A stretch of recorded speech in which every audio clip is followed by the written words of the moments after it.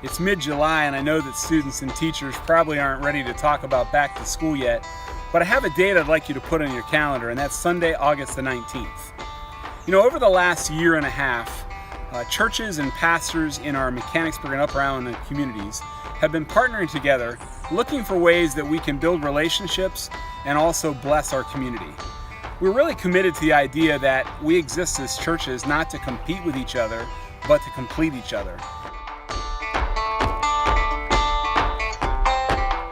One of the things that we did together was on Good Friday before last Easter, about 8 to 10 churches in Mechanicsburg partnered together to prayer walk our town. We met at 8 sites and prayer walked throughout the community, and then came together at the First Church of God on the square in Mechanicsburg to kind of have a closing time together. We were really encouraged that about 260 people participated. Following that prayer gathering, we began to talk about ways that we could partner together to really be a catalyst for growing prayer in our community. We don't want to just have singular events, but we really like to encourage people to be praying throughout the year, praying that God's will would be done on earth as it is in heaven.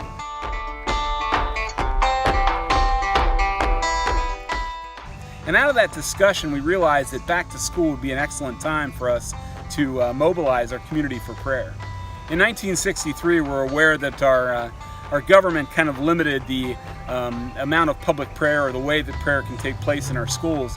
But that doesn't in any way take away the responsibility and the opportunity that we have as followers of Jesus to be praying for our schools and students and teachers and staff.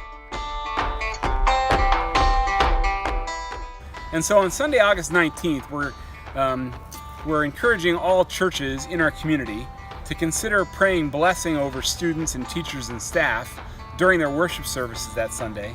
And then we're coordinating times of prayer at schools throughout Mechanicsburg, Northern, and Cumberland Valley school districts. We're planning that prayer time from 2 to 3, and the idea is that we would have pastors who would be at each site who would kind of lead in prayer. You'll hear more about that at a Facebook page we're creating, but I wanted to get that information to you and hope that you have a great summer, and we'll think about joining us on Sunday, August 19th.